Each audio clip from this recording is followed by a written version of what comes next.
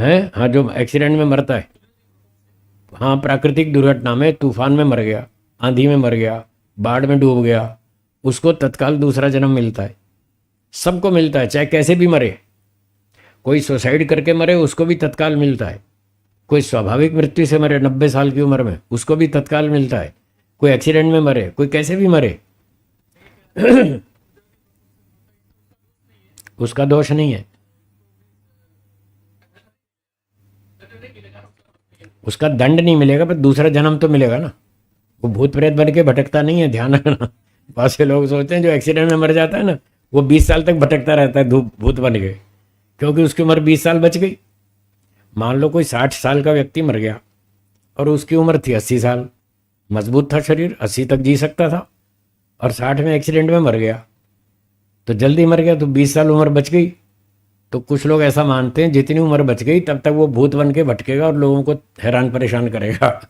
ऐसा नहीं है, कोई भूत प्रेत नहीं होता, होता ही नहीं, कहीं भी नहीं लिखा, शास्त्रों में, वेदों में कहीं भी नहीं है, ऋषियों के ग्रंथों में कहीं भी नहीं है, बल्कि उसका खंडन तो किया है। भूत प्रेत का खंडन तो किया है, कोई भूत प्रेत नहीं होता। ये जो तांत्रिक लोग ड्रामा करते हैं, मैं भूत निकाल दूंगा, मैं भूत डाल दूंगा, मैं आत्माओं को बुलाना जानता हूँ, मैं निकालना जानता हूँ, ये सब नाटक है, ये सब ड्रामा है। अगर कोई व्यक्ति इतनी ताकत रखता है कि मैं आत्माओं को बुलाना जानता हूँ, मैं डालना जानता हूँ, मैं निकालना जानता हूँ, अगर इतनी कला है उसमें, तो जब उसकी माँ मर जाए तो अपनी माँ को वापस आत्मा को बुलाओ, बोलो, बुला देगा। है जी? क्यों, अब क्या हुआ? अब कहाँ गई उसकी शक्ति आत्मा को बुलाने की? जो अपनी माँ की आत्मा नहीं बुला सकता, वो दूसरे की आत्मा बुलाएगा? आप सोचो, बुद्धि आपके पास। जो अपनी माँ को जिंदा देखना नहीं चाहता क्या? अपनी माँ से उसको प्रेम नहीं है क्या? जो अपनी माँ को की आत्मा को वापस नहीं बुला सकता, दूसरे की आत्मा को क्या बुलाएगा? खाम खाम मूर्ख बना रहे हैं, धोखा दे रहे हैं लोगों को। जनता बेचारी भोली है, ये उसको मूर्ख बनाते रहते हैं। तो ऐसे दुष्टों से बच के रहें, ये केवल लूटने वाले हैं, धन लूटने वाले हैं, मूर्ख बनाते हैं, उल्टे सीधे पाखंड करते हैं। मैं पिछले 35-40 साल से मंच पर बैठकर ये चैलेंज कर रहा हूँ, आज फिर कर रहा हूँ। चलो, आज फिर एक चैलेंज सुना देता हूँ। आज फिर मैं इस मंच पे चैलेंज करता हूँ, कोई तांत्रिक, कोई भूत प्रेत वाला एक आत्मा मेरे शरीर में डाल दे तो 1 लाख रुपए इनाम दूंगा, सबके सामने चैलेंज। और अगर नहीं डाला तो 10 लाख रुपए जुर्माना भी होगा, ध्यान रखना। जिसमें हिम्मत हो आए सामने। अब तक तो आया नहीं कोई, 35-40 साल हो गए, एक भी नहीं आया। मरने के बाद आत्मा बेहोश हो जाता है। क्या होता है? जब बेहोश हो जाता है, उसमें होश ही नहीं, कोई शक्ति नहीं, कोई शरीर नहीं, कोई ताकत नहीं, कोई ज्ञान नहीं, तो वो बताओ कहाँ भटकेगा, कहाँ चलेगा? चल ही नहीं सकता। आप में से किसी को 104 105 डिग्री फ़ारेनहाइट का बुखार आ जाए और तब आपसे ये कहा जाए चलो सड़क पे दौड़ लगाएंगे, आप 105 के बुखार में सड़क पे दौड़ लगाएंगे? लगा सकते हैं? आपकी इच्छा हो तो भी नहीं लगा सकते। अभी तो शरीर भी है, इच्छा भी है, पर शक्ति नहीं है। शक्ति के बिना आप इच्छा होते हुए भी 105 के बुखार में सड़क पे दौड़ नहीं लगा सकते।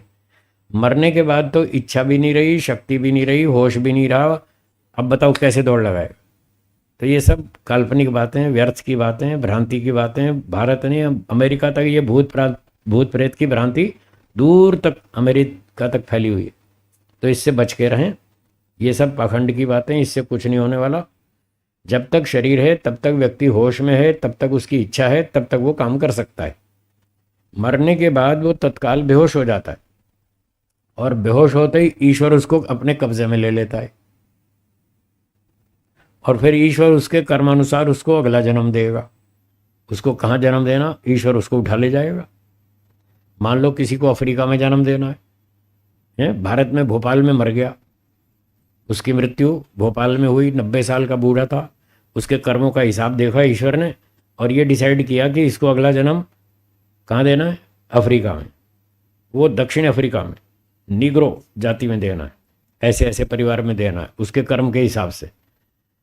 तो भोपाल से उठा के दक्षिण अफ्रीका तक ईश्वर लेके जाएगा। उसको तो होश ही नहीं है, और ना उसको पता है मेरे कर्म कैसे हैं और मुझे कहाँ अगला जन्म मिलेगा, उसके तो हाथ में है नहीं।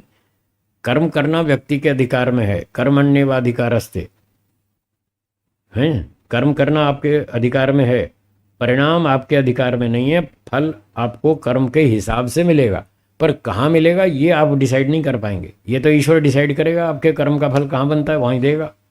फल भोगने में आप परतंत्र हैं।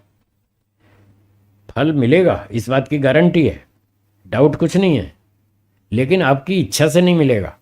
क्या बोला?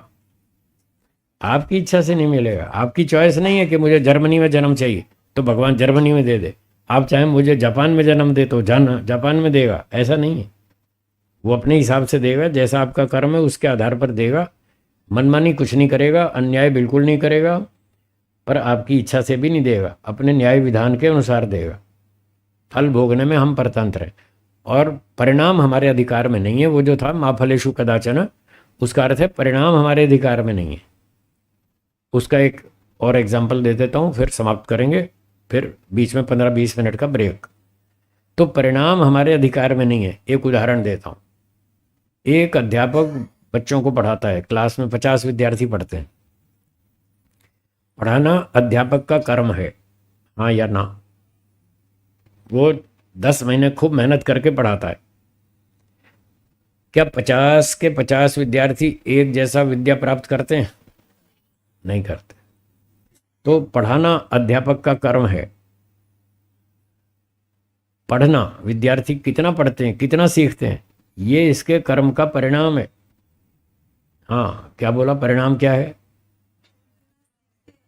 विद्यार्थी कितना सीखते हैं, ये कर्म का। तो परिणाम तो अध्यापक के अधिकार में नहीं है ना। कौन कितना सीखेगा वो तो उसके अधिकार में, वो तो विद्यार्थी के अधिकार में। कौन कितना सीखेगा, किसकी बुद्धि तेज है, किसकी स्लो चलती है, कौन रुचि लेता है, कौन नहीं लेता है, कोई सावधानी से पढ़ता है, कोई आलसी बन के बैठा रहता है, कोई अध्यापक की तरफ देखता है, कोई खिड़की से बाहर देखता है। अब वो तो अध्यापक के कंट्रोल में नहीं है। तो कौन कितना पढ़ेगा ये अध्यापक के अधिकार में नहीं है, ये है परिणाम।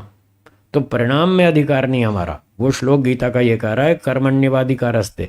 आप पढ़ा तो सकते हैं, ये आपके अधिकार में।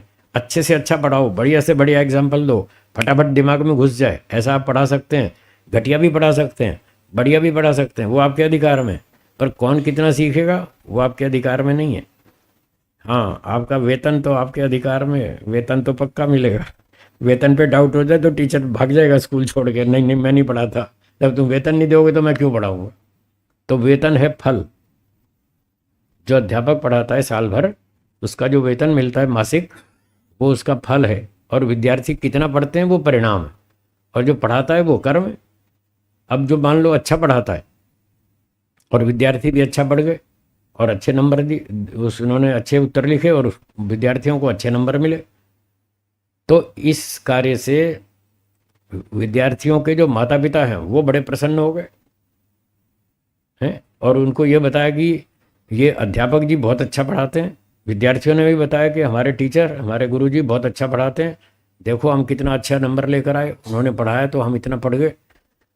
तो अध्यापक के पढ़ाने से जो दूसरे लोग प्रसन्न होते हैं वो अध्यापक के अध्यापन कर्म का प्रभाव है। और कभी कभी तो इतने अच्छे अध्यापक होते हैं, उनकी आवाज़, उनकी जो प्रशंसा है, जो प्रसिद्धि है, वो दूर तक चली जाती है, राष्ट्रपति जी तक पहुंच जाती है। और राष्ट्रपति जी और ये राज्यपाल जी कभी कभी उनको इनाम भी देते हैं ना। कई अध्यापकों को राष्ट्रपति पुरस्कार भी तो मिलते हैं। हाँ, बहुत सारे लोगों को मिलते हैं। तो ये जो पुरस्कार मिला ये उनका फल है। उन्होंने पुरुषार्थ किया, राष्ट्रपति जी ने पुरस्कार दिया, ये उनका फल है। और राष्ट्रपति जी प्रसन्न हो गए, समाज के लोग प्रसन्न हो गए, ये उनके कर्म का प्रभाव। ठीक है, समय पूरा हो गया, बीच में थोड़ा ब्रेक, विश्राम कर लीजिए, कुछ बताएंगे आगे।